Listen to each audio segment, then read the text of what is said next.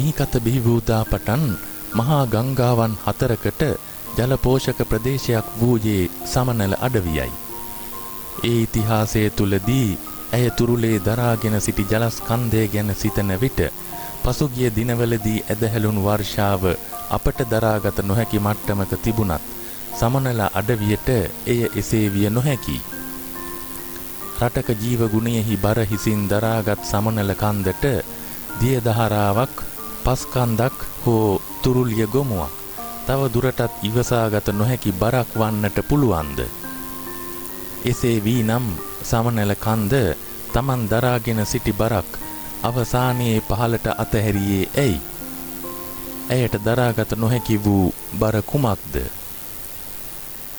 නාය ගියායයි කියන පස්කන්ද ඇත්තටම පස්කන්දක්ද? බොහෝ දෙනා එසේ සිතුවත් එය එසේ නොවේයි.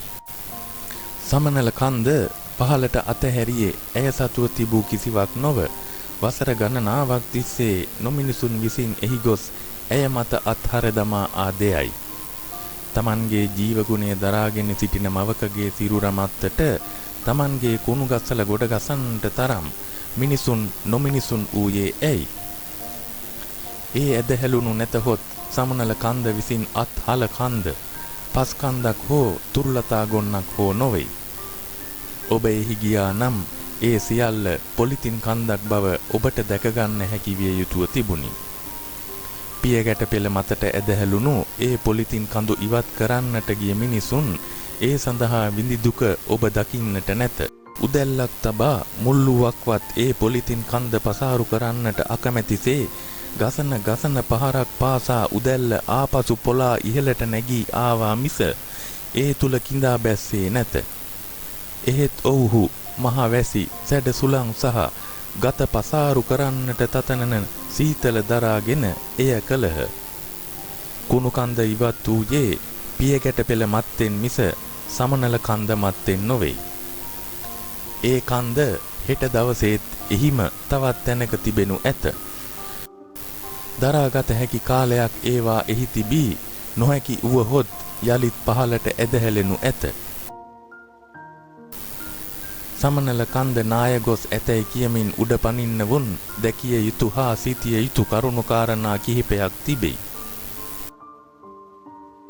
ගලවාගෙන වැටුණු කුණු කන්ද පහළට ආපසු නිරාවරණීය වූ ගල් තලාව මතු පිට අපට දැකගත හැකි වූයේ අතීතයේ මිනිසුන් සිය අන්තිම කැමැති පත්‍රයත් ලියා තබා සමනල කන්ද කරුණා කරන්නට ආ හේතුවයි.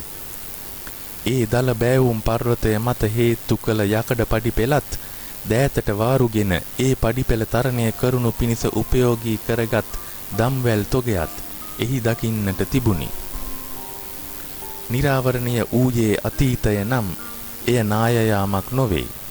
නාය ගියේ අතීතය මත අපාත්හල කුණු කන්දල් පමණි. ඔය කුණු කන්ද පියගැට පෙළ මත ඇදහැළුනේ වන්දනා වාරයේදී නම් අවම තරමේ එකෙකු හෝ ඒ තුල වැළලෙන්නට ඉඩ තිබුණි. නාය ගියා යයි උඩ පනින වුන්ට උඩ ඉගිලෙන්නට ඒ හේතුවක් වන්නටත් තිබුණි. එහෙත් එය එසේ වූයේ නැත. වන්දනා වාරය ආරම්භෙන්නට මොහොතක් තබා කිසිවෙකුටවත් හානියක් වන්නට ඉඩ නොතබා එය එලෙසින් වූයේ සිතන්නට සිතක් ඇතිය වුන්ට කල්පනා කරන්නට බොහෝ දේ ඉතිරි කරමින්. මිනිසුන් කෙතරම් හානි කළත් සමනල කන්ද තවමත් මිනිසුන්ට අනුකම්පා කරමින් හිඳී. එහෙත් ඇය අපගෙන් කළ ඉල්ලීම අප වටහා ගත යුතුය. ඇයට ඇගේ බරක් නොවේ. එහෙත් ඔබ එහි ගොස් අතහරින පුංචි ටොපිකොලය පවා දැන් ඇයට දරාගත නොහැකි බරකි. එහින් කාරුණික වන්න. ඔබ එහි යන්නේ නම් ඔබ එහි රැගෙන යන සියල්ලක් ආපසු රැගෙන එන්න. සිත්පිත් නැත්තවුන් විසින් අත්හල යමක් දුටුවේ නම් එය අහුලා ගන්නට මැලි නොවන්න. උන්ට හදවතක් නැතිමුත් ඔබට තවමත් ගැහෙන හදවතක් ඇති බව අනෙකුන්ට පෙන්වන්න. ඔබ මෙම වීඩියෝව ෂෙයා කළහොත් ඔබද මෙම මහඟු කාර්යය වෙනුවෙන් දායක වූ අයෙකු වෙනු ඇති.